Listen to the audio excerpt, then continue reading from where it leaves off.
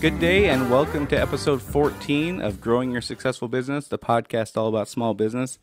Today in studio we have Kari Anderson, the Principal and Vice President at Thrive Communities. Welcome, Kari. Thank you, Brian. For those of you who don't know Kari, I'll read you a quick bio here. This is right off of her website, thrivecommunities.com. Kari has a unique ability to attract, inspire, and retain the best and brightest people in the multifamily industry. Her genuine passion for mentoring and assisting her team members to grow in their roles can be seen in Thrive's on-site team's performance. Kari began her property management career in 1986 with Trammell Crow Residential Services, where she was responsible for training and property marketing for all assets in Washington and Oregon. In 1994, she joined Equity Residential, where she oversaw all of Washington as area vice president, and in this capacity, Kari supervised over 300 employees, including 5 regional managers. Kari is the founding president of the Washington chapter of the National Apartment Association and is currently a two-time past president, I should say, and is currently a member on the board. And, as I made a note here to make sure I didn't forget to say, she's one of the finest people I know. So welcome, Kari. Oh, Brian. If you want to reach out to Kari, you can get a hold of her office at 206-388-2120 or at info@thrivecommunities.com or just thrivecommunities.com. So before we let Kari talk, I'll just tell you all, for those of you listening, this is the first time we've had somebody on who really doesn't have a whole lot to sell the listeners. There's not a product or service that she provides that is a wide-ranging thing like some other folks we've had on, attorneys and stuff like that, where everybody needs an attorney. Not everybody owns a $70 million piece of property that needs managed. So Kari is here out of the goodness of her heart, and I really appreciate you coming on. So thank you very much for that. Well, thank you. So Thrive Communities has been in business for 11 years. And folks, you're going to hear some pretty staggering numbers here. If you're interested at all in growing a big business, you'll want to pay attention and take some notes here. Some of their numbers here are just absolutely stunning. So in 11 years, you've gone from 2 employees to 325 employees, and from 2 properties with a total of 98 units to 69 properties with 11,000 plus units in 4 states. So, wow. Yeah. What has that been like? Well, I don't think we ever really dreamed we would have the rapid growth that we did. But once you get the machine going, it starts to all fall in place. And so we have a pretty strong goal of getting to 25,000 units by 2025. And so when you start to back into that, you've got to have some substantial growth each year to do that. So I surround myself with really, really great people, and we'll talk about how that all came to be, and then just really do really good work so that owners of these large apartment communities look toward Thrive as an option to manage their properties. Sure. So one of the things when reading those staggering numbers of growth, one of the things small and medium-sized business owners hear all the time is you can't grow too fast. You got to be careful growing too fast, or X companies went out of business last year because they grew too fast. What do you think when you hear that? I think it's real, but I think if you can do it in a managed way and be thoughtful, most important, I think we've had to have big discussions about profit over, being a really good company. Mm-hmm. And so that profitability goes up and down, but all the time knowing that the investments we're making today are going to pay off with our growth goal. So, so sometimes you're not making quite as much, but you know that those investments will be the right ones. Right. So there's the profitability versus providing a good product. That's right. And then there's the profitability versus investing for the future. Without sharing numbers, can you give us kind of a flavor for what your philosophy is on that? Do you take half the profit and reinvest it? Or do you quantify it that way? Or is it just kind of a gut and we just roll with it as we go? Or it's kind of a margin, at the end of the month, you hope to have a certain amount of profit. We started out thinking 20. We get down below 10 at times. Yeah. But again, it's paid off because it's truly if people can't do good work if they're overwhelmed. Right. And so that our thing that we're adding is the most expensive thing we add is people. Right. Yeah. I would imagine so. Yeah. So you're experiencing probably triple-digit growth some years. What would you say is too fast for somebody? Or does it really not matter how fast they're growing? Does it matter more how much planning they've done? So, for instance, you said your goal is to have 25,000 units by 2025. Did you start with that number initially, or that's a number you came up with in the last couple of years and you've adjusted accordingly, or how's that come to be? That was a really good question. So Well, when, thank you. when we were just starting early days, we didn't have those aspirations. We were still working on becoming a really good company. But about 4 or 5 years ago, we created a level within our company, and we call them our directors. So at one point, the owners can't do it all. We have to have more people. That director base there's 7 of us in that room now. And during those business planning sessions is where we said, we really isolated some of our key goals, and one of them being the 25,000 units. So about how long ago was that? About 5 years ago. Okay. Yeah. Can you lean in just a little bit sorry, there? Yeah, sorry. it's okay. That's okay. It's kind of right in my face. Yeah. So about 5 years ago, you came up with that goal, and I'll just continue reading down here some of my notes. Thrive has completed $126 million in renovations on 4,100 units. In doing so, your team has won 10 awards in 3 states. And probably most impressively, for the 3rd year, Thrive Communities is in the top 20 as a Puget Sound Business Journal Best Workplaces. So congratulations on that. That just came out last week. Yeah, 3 years in a row to get the nomination for to be in the top 20 for a business your size is phenomenal. In the nominations, your employees, they've said things like creating a culture that everyone is equal and there is a spirit of servant leadership. They've said work hard but have fun in describing your company, and be nice to each other, which that one makes me laugh kind of. But it must be wildly gratifying for you to hear those comments. Yes, very. And it really does promote who we are. When Thrive came to be, so I worked for very large firms. You talked about my bio. I worked for very good large companies, I have to say. Trammell Crow being where I really learned about the power of presentation in apartment communities. And then Equity being where I really learned about the power of the dollar. As a public company, the stockholders, were very important. Right. So when I set out to join my partners with Thrive, something that was super, super important that I didn't always get with all my companies, but I realized that it was important to me as an employee, was the fact that the servant leadership and the ability to be nice to people and to motivate them through positive energy versus going to work every day and feeling like you're just a number. Right. We did this video, it's been about 4 or 5 years ago, and we pulled in people that have all diverse backgrounds, diverse jobs within our firm, and put them with, kind of similar to here, in a studio, and gave them our values and said, we want to create a video that represents who Thrive is to you. We weren't there. We didn't tell them what to say. And every time we show that video, I get goosebumps because people are getting, the formula that we've put together, and they understand their value in our company. Right. And, I'm totally in the book, the Nordstrom way. And your associates and your customers are the most important thing that you have as a company. Right. Yeah, I would agree with that 100%. So one of the things when hearing these specific comments here, a spirit of servant leadership, have fun, and be nice to each other, how would you instruct a business owner to accomplish getting these kinds of comments from employees? I think to be really honest, it starts... Please be really honest. It starts with you, right? Right. The business owner. And if that doesn't come naturally, you're going to have a really hard time instilling that. Right. So then surround yourself with people who do, right? Right. So I guess the first thing is remember it's very important, and then evaluate yourself and your business and say, okay, if being nice or being servant to my employees does not come naturally, then I'm going to find the people that will help me do that. So let me explore this a little bit. So if you were to take 1,000 business owners and poll them, Oof. and the only question was, do you think you're nice?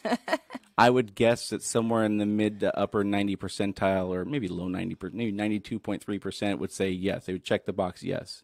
If you were to poll the 10,000 people that group collectively deals with every day and ask them, is this person nice?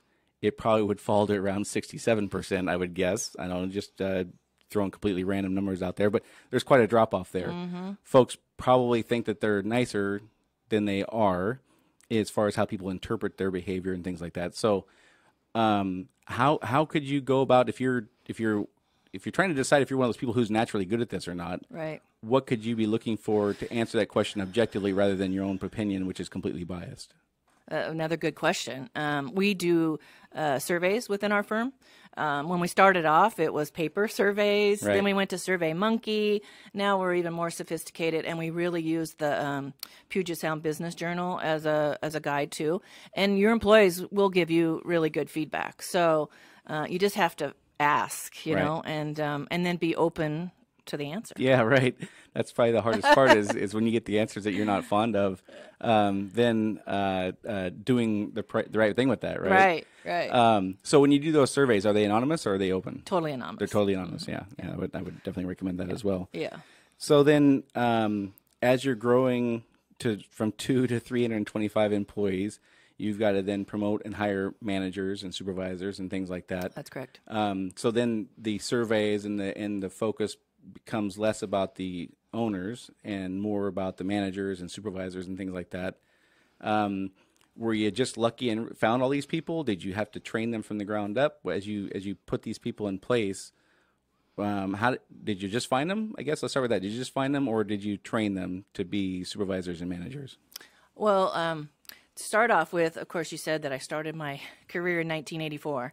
I have been in this business for a very long time. Right. And I really do value people. And Right. so it's not just my associates. So I make it a point to connect with people in our industry. And the apartment association that you speak of, that I was the first president, that was 16 years ago. Right. I was at Equity Residential at the time. And that just started. We started at 30,000 units. We're over 240 or something now.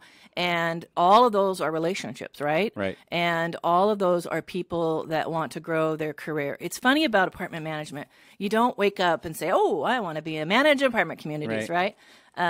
It's funny how I got into it. And so once you do, though, you realize there's a career path, and Right. there's a great opportunity for people who aren't, 4-year degrees. Those are always positive, but they're not required. I started as a leasing agent at age 23, and I leased apartments, and I had a great mentor in that time. So as the industry is growing and your connections grow, I would say a lot of times I relied on those connections. Mm-hmm. So I would say quite a few people on our team are those people that we knew from other firms. And then we also have a good group of people we've brought in that have no property management experience. And that's important too, because you get that full rounded kind of business approach. Right. So it hasn't been easy, and we haven't always been right on Right. who we hire. Right. And those times have been challenging to unwind. They hurt, don't they? They hurt.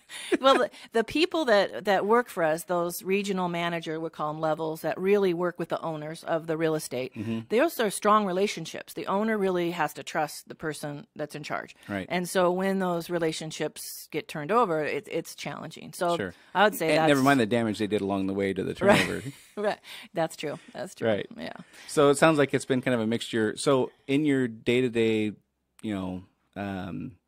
operating the company, and you're mentoring and teaching your subordinates and these managers, how would you quantify how much of your time you spend talking about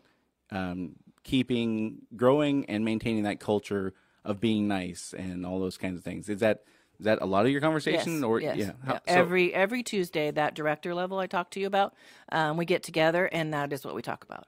How do we grow? How do we take care of the customers we have today? Because Right. those are oftentimes, a lot of our customers are building more, buying more, so that relationship builds on more business. And then, of course, how do we be sure we take care of our employees? We all know the unemployment rate right now is super low, Yeah. and that today is probably the number one challenge, of the month, is holding, retaining, keeping good people so that Right. we don't have turnover. Sure. Yeah, that's a Yeah. challenge to say the least. So for those of you listening, then Kari kind of talked about something that I've talked about in classes I've taught and just coaching people and things like that. Is you mentioned that the employees and the customers are the two most important things that you have. That's correct. Right. I've explained it as it's kind of a three-legged stool. Every decision we make has to make sense for the company, of course, has to make sense for the employees, and has to make sense for the customers. And none of those come before or after the other ones. They have to be equal. So when you make a decision that's great for the company, but then you find out this is something that your employees are going to absolutely fight you tooth and nail because it's not, from their perspective, productive or the right thing to do for whatever reason, they could be right, by the way. That's not a good decision. And if it's good for the company, good for the employee, but it's not good for the customer, obviously that's not a good decision. Right.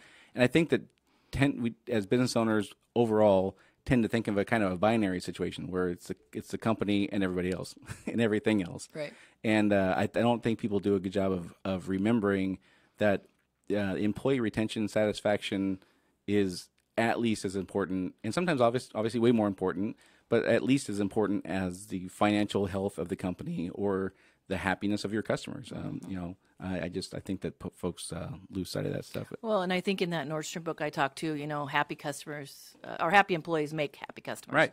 And that's really super important. Sure. So, like many of us, you started your business because you thought you could provide a unique ability in your industry.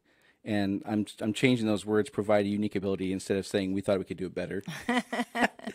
So I'm trying to soften that up a little bit. What was it like to start your own business? So you'd been in the industry forever. and you're obviously very bright and you're very kind and all that good stuff. But being an employee, shifting gears to becoming a business owner, what was that like for you? Well, I think all the business owners that are out there probably have the same quality. There's an entrepreneurial spirit within you. Right. It just is. You have it or you don't, right? Right. You really. So when I was at Equity Residential, my husband and I started to buy rental properties, and we got up to about 10. We had some fourplexes and a couple houses. And my husband at that point was a stay-at-home dad, so that I could push my career farther. And so at some point within Equity and kind of being a publicly held company, it wasn't a good thing to own real estate as an employee, because you could use the company in a bad way to use products or whatever. So that's when it was like, well, I want to be an owner. I got the owner bug. I don't want to be an employee. I think that I have the skills within my management style to be able to do this. And I was just fortunate enough to find a couple other people that I worked with in my past career that wanted the same thing. Right. And what was really unique and exciting was that there's 4 of us. We each hold a different discipline, finance, business, development, me being management. And so together we really complemented each other. Right. I couldn't have done it on my own because Right. I know people in apartment management, but I don't necessarily know the finance side or the other things in the back of the house. And so I think that's super important when people want to start their business, is to be sure you surround yourselves with people that complement you. Because Sure. if we had a bunch of me on the ownership, we'd be having fun, but we might not be Right. have all the other part figured out. So let me just stop you there before you continue. So how at what point in your life did you become comfortable with the notion of accepting your own limits?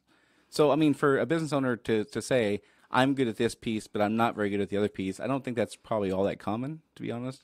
Maybe I'm wrong. Do you think that's common? I think that's about being self-aware. Right. And I do think that is uncommon. Uncommon? Yeah. Yeah. So when did that happen for you, or were you born with it? And Yeah. if you were, Yeah, okay. I think it's always been part of. And I don't want to toot my own horn, but I've always been. Please toot your own horn. That's Within okay. business, even if it was waitressing through school, I was the trainer. I was the night. I always got those extra duties because of my drive, and I think I'm trustworthy, and so I.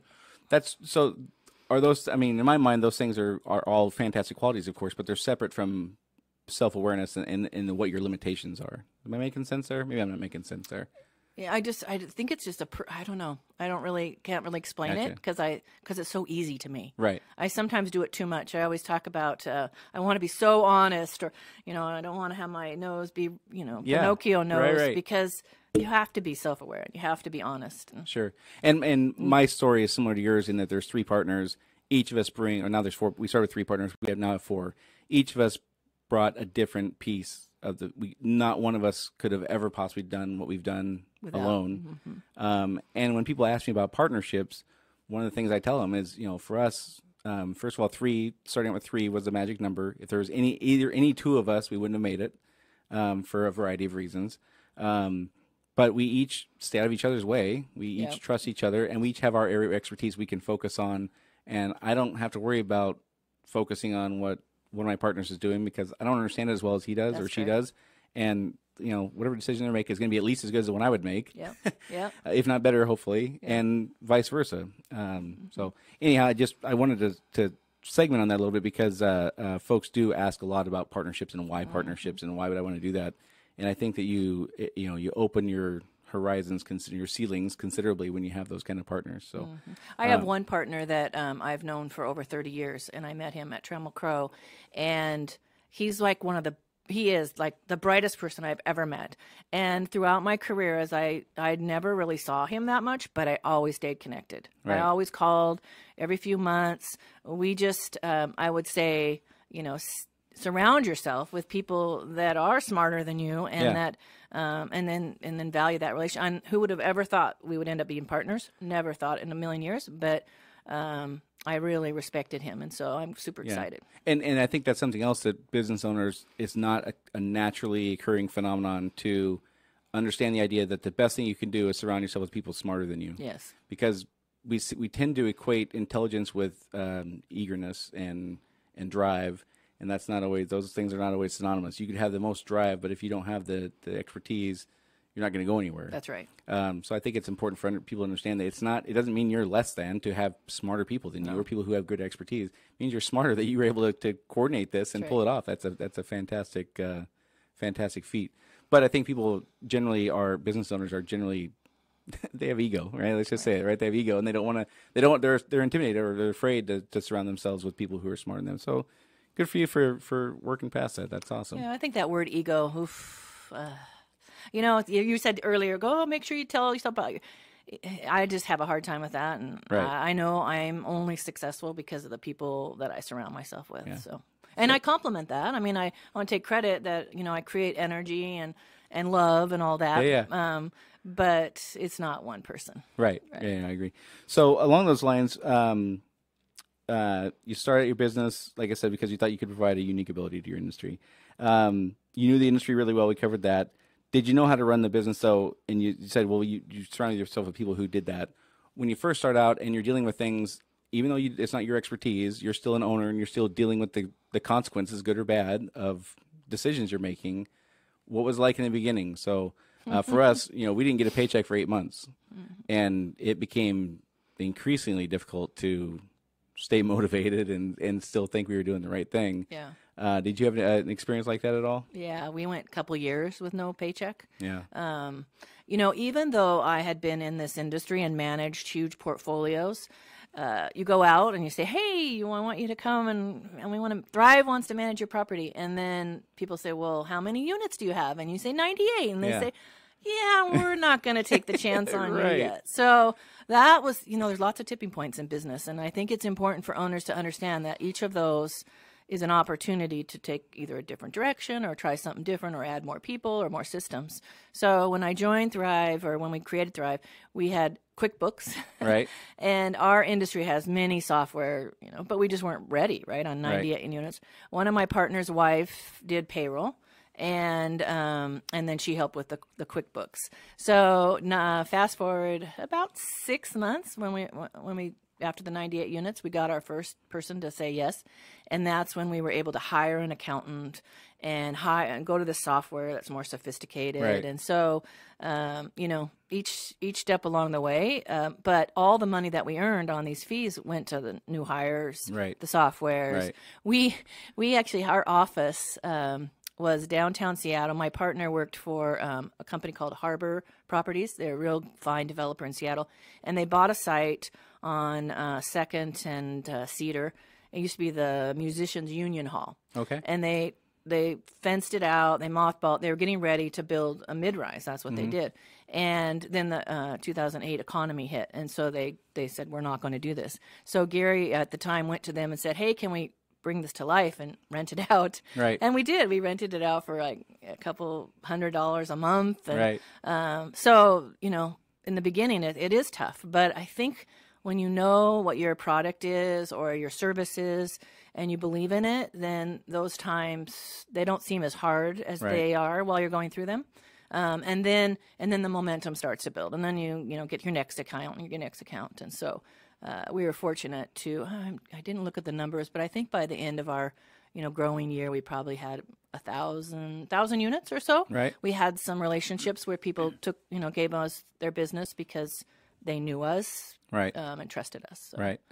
Yeah, I think I always chuckle at folks who say they want to start a business because they can't wait to have that business owner lifestyle. And I always, okay, are you prepared for what it's going to take to get there? And what do you mean? Yeah. And well, in my case, we didn't get a paycheck for 8 months, and when we got a paycheck, it wasn't nearly what it was when I had a job. Right. That's right. That's right. Are you prepared for that? Right. Are you that financial commitment and the hit to your ego and your pride as your and the support of your family, right? Because I just told you my husband was a stay-at-home dad, and I had a daughter, and it has to be all united because it can add a lot of stress if it's not. And I had total support. Yeah, that's awesome. Makes a big difference. So as you're starting, I asked you before we came on the deal today. You talked about your core values, and they are do the right thing, which I love. That's ours, by the way. That's our. You probably stole it. I probably did. Yeah. Well, I think we came up with ours before we met you, but so it's a good one. Somewhere out there, I probably did steal it. Do the right thing. Do work to be proud of. Be a great place to work and thrive. So. These are 4 fantastic things to help steer you in anything you do in life. That's right. Did you know what these were going to be before you started, or did you establish these along the way also? Most of them were established early days. I will say there were a couple, it doesn't come to me what they were exactly, but there were a couple we refined. And then the last one being Thrive, I think it was be profitable. And I think our associates, you asked you want to be profitable, but you don't want to say it. So right. That's where we chose Thrive, which means to be profitable in all different levels, not just financially. Right. And these were refined by that director group that I talked about, not the owners. Good. Because again, pretty soon it becomes not about the owners; it becomes about the people leading the company. And right. some partners are more involved than others. We are 66% owned by women, which I'm super proud of. Good. There's 2 of us, and then 33% of our firm is Canadian. And so they aren't as involved. Right. But we always know, they're great support, and they were there early times. And so it's not about the ownership. It's truly about that the associates. Sure. Yeah, and how do you know, or how would you educate somebody listening to know when to shift gears there? Oh, that's a really good eye. I think if you're listening and watching your business, you pay attention. I think it kind of tells you when. For us, it's a volume thing, right? Mm-hmm. So the more employees we get, the more people. When we started out with those 2 properties, here I am, vice president, overseeing the state of Washington. I have 2 units. Or 2 properties, and I have to go, and I'm like picking up trash, and I have a picture of me with a blower, and right. You just go all the way down, and then as you grow, then you start to add more resources. Right. And we hired some really great people. I'm so proud of where we're going to go to the next level, and you got to just get out of their way. Right. And so by doing so, you want to give them more responsibility, which is to help us create our values and right. Our direction, our 25,000 and 25. So I don't know that there was some book that you can look to, but I would say pay attention to it. Right. Yeah, well, that makes sense. People want to grow in their careers, and that's the best thing you can do, right, is hire people who want to grow so that they can take over. And was it, I don't know, Dale Carnegie or Zig Ziglar or one of those guys said that, the way to success is to help everybody else find their success. That's exactly right. That makes a lot of sense. Yeah. So in the beginning, 2 of you, 98 units, plenty of struggle, no paycheck for 2 years. How long did it take until you really felt like your business was going to make it? Or did you never lose faith and you knew from day one, even though I'm not getting any money out of this thing, I can barely support myself, I know it's going to happen, or did that kind of come later on as now you have 1,000 units and then 10,000 5,000 units or whatever? When did you kind of feel like, okay, this is all going to work out and I'm going to be fine? Wow. I don't ever recall saying, I'm going to have to go back to a job. I don't recall that. And I don't know why, if we just had such good energy and momentum and faith. But I think, that day we got our first paycheck, or, those days are a good relief. Right. Especially for your family. But I don't ever recall saying, this might not happen. Right. And I can't tell you why. Maybe it's just the people I was surrounding myself. My partners are super smart, and Yeah. and so I never questioned that we were going to make it. I pinch myself now to say, wow, how far we've come. Right. That's been a real blessing. Yeah, no kidding. But it all hasn't been a blessing. In 2014, you're laughing because you know it's coming, right? Yeah. So you start seeing a trend in 2014 towards developers building smaller units, and that didn't quite mesh with your existing platform, right? Right. So walk us through that. So Okay. what's going on here? All right. So the reason we're talking about this is because we want people to know that it's not always perfect, right? Right. And it's not always bad to try different things. Right. I have to remind myself because this is a funny story. So no, it was a good story. We manage larger apartment communities. As you said, 70 million 100 units plus is kind of what we've done, what we know. It's my whole career.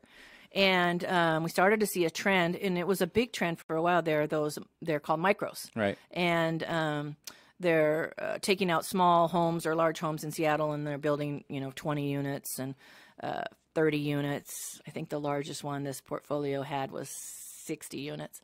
And so my partner said, I'm seeing this trend. We're getting more and more calls for this. We should investigate. If not, we want to manage these micro, small properties. So and just to be clear for everybody listening, a micro could be 200 square feet. Yeah, or less. Right. Yeah. In the early days, they were less. Now they've mastered quite some of their So 200 weaknesses. square feet is the size of your average bedroom. That's right. Okay. And the rents are $800 at this time. Yeah. So it's a good place, to have a home but not be broke. Right. So my partner is from Seattle University. She graduated with her MBA, and so she said, I'd like to hire Seattle U. Before you graduate from that program, you have to do an analysis on a business. Mm-hmm. Sometimes it's fledgling businesses that go there. There's a range of things that happen. And so we presented our case to a group of students, and then they went to work analyzing, is it profitable? Could we do it? And our vision was that we would totally separate this company from Thrive. Right. It would still be under the Thrive master, but Right. it wouldn't. We named it Bloom. Okay. Thrive, Bloom. Yeah. It was super fun. Are you in charge of naming? No, we Okay. had a group of us, but it was when we Because saw when you say Thrive and Bloom, that just sounds like Kari talking. Yeah. Well, obviously it's our company. So off we go to the races, and crazy enough, wasn't a few months we got a call from a lady whose unfortunate husband passed, and she gave us her whole portfolio. It was like 7 deals, and so Bloom was off to the races. Right. What we didn't anticipate was the management of these small communities. So when you manage apartments, you have income and you have expenses, and then hopefully you have some at the end. That's why owners buy apartments. Yep. Well, when your rents are $800 and you're 20 units, you don't have a lot of cash to pay Right. people.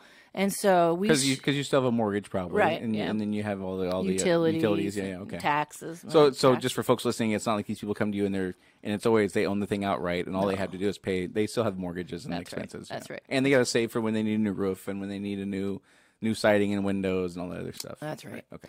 And so, unfortunately, there wasn't a lot to pay for payroll, and we're just so committed to the customer experience. So we could at times see that to make those buildings work, there might not ever be anybody on the staff. They might just pop in and, clean the property. I think people underestimate what it takes to manage an apartment community. Sure. And so they thought it would be so easy, and it was just not. And when the customers are unhappy, they let you know, and they definitely let you know.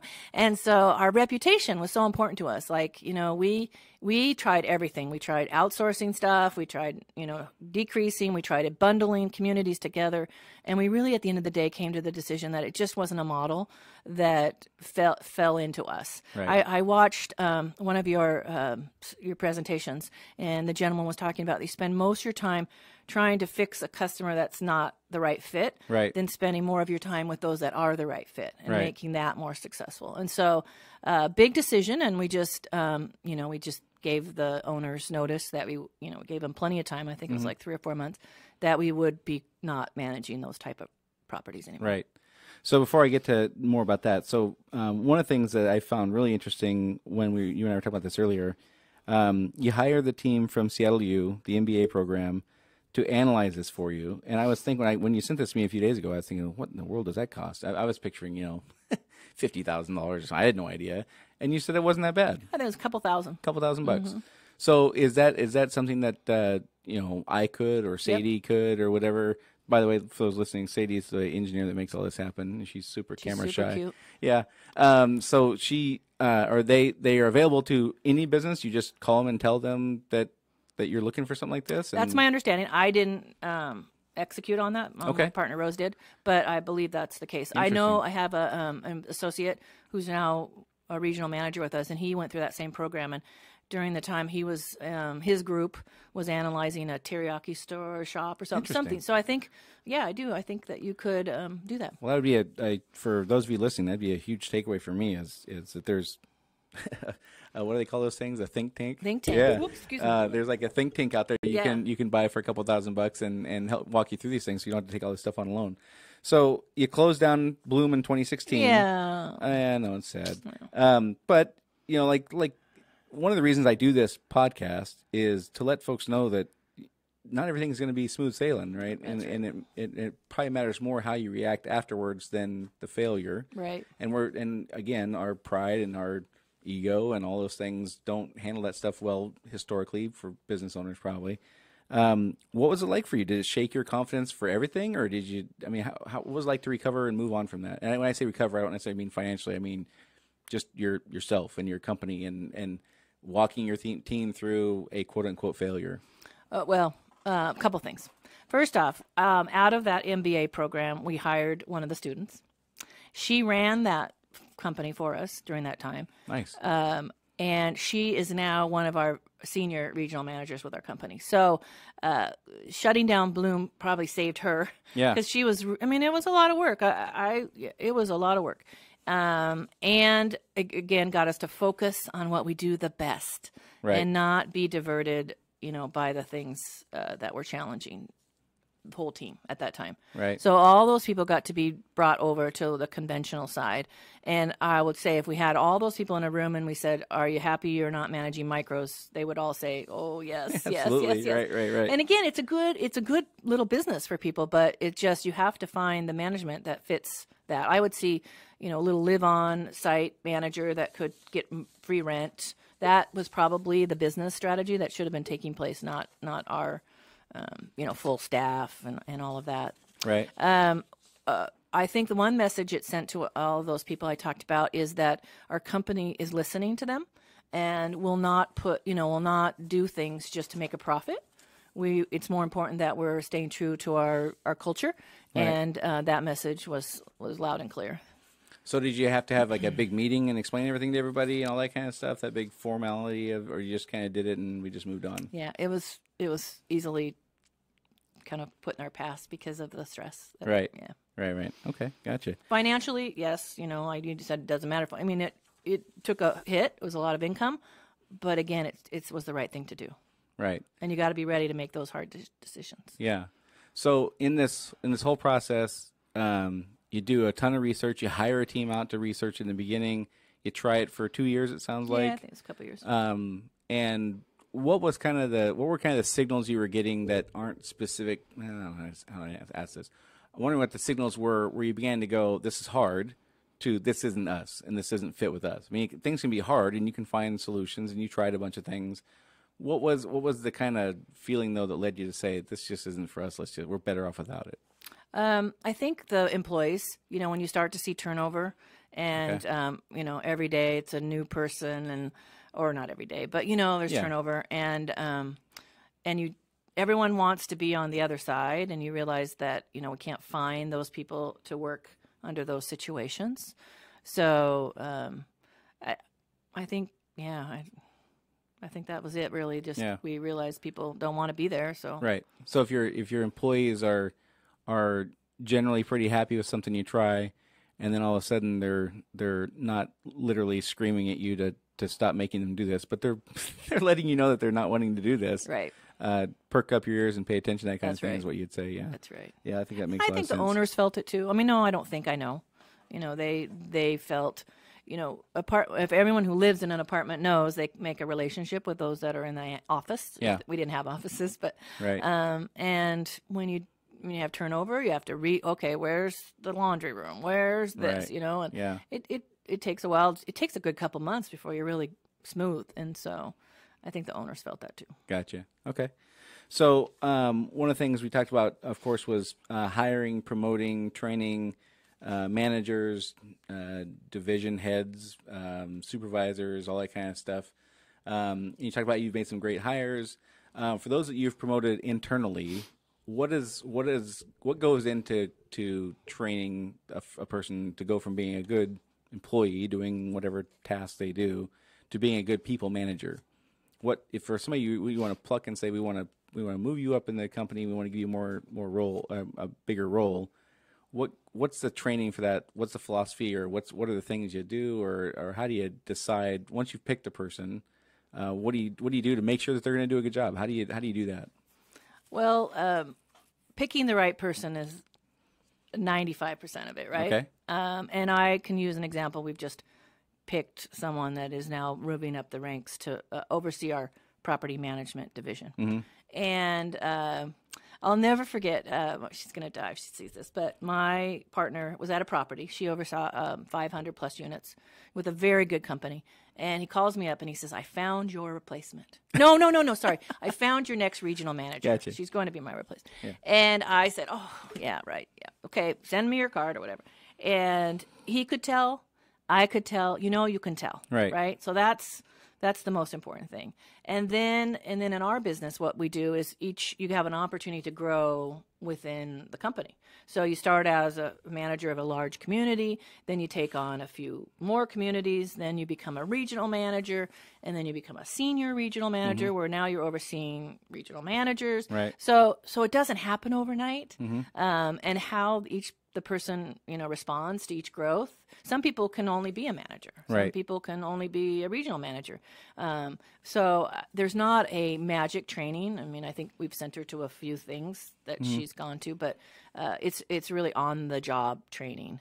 And I would say to you, I tell all my partners that she's better than I ever was, and so that's really important, is to find and then groom on the job as well. Right. So that's the grooming part is what I'm sorry if I'm not being clear on that. The grooming part is what I'm asking about. What does that look like, or how do you even decide what is grooming? Are you putting them in situations and just sitting back and watching to see how they react, or are you putting them in situations and coaching them through it, or are you doing kind of something in between, or what does that grooming process kind of look like? Well, I think for us, it changes depending on what's happening with our growth. Mm-hmm. So sometimes it does feel like, here's the keys, go take over the castle. And then other times you have times to sit back and strategize and such. So I think when in our company, it's the position. So you get to be a regional manager, and then I'm in charge of that, and I'm watching how Right. that's all going and how they're interacting with all of their managers.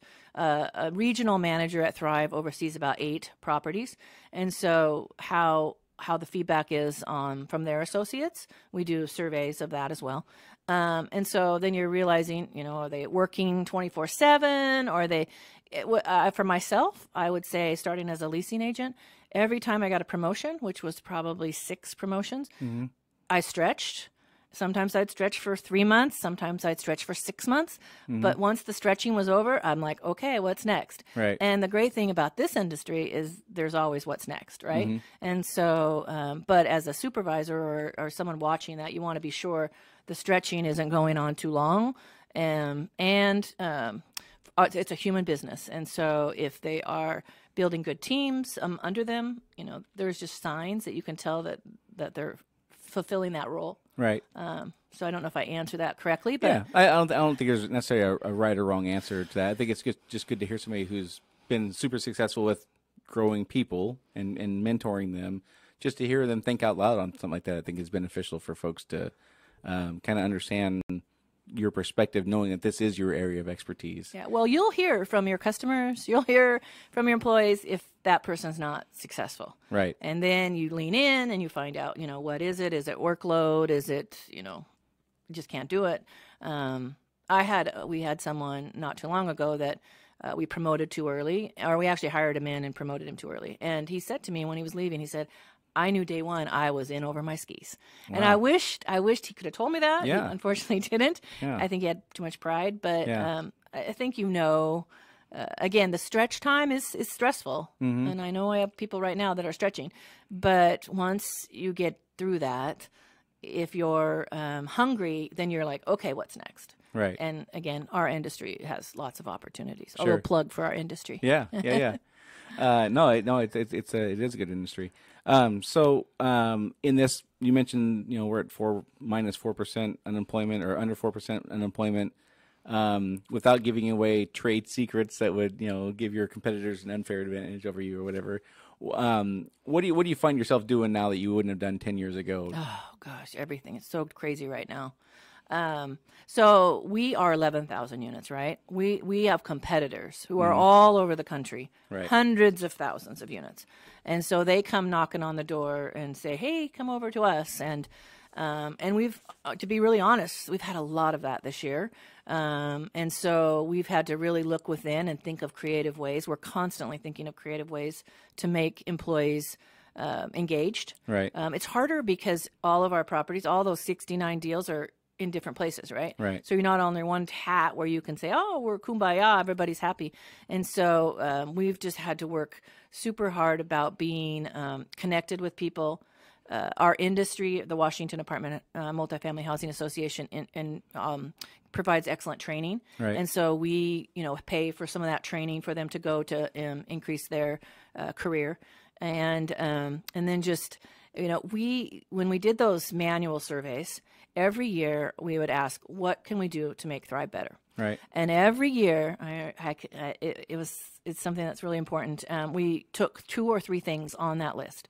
And it might have been more vacation time. It might have been pay more toward my benefits, holidays. I'm trying to think some of them. We would roll them out at the first of the year. We'd say, thank you for your feedback. And as a result, Thrive is adding these benefits. Wow. And what people felt was, oftentimes companies say, oh, I want to hear what you have to say, but then they do nothing with information. Yeah. And so we made it a very specific acknowledgement of the fact that we were listening to what they wanted, and as a result, we got this. So lately, the big push is support positions. So marketing, training, HR.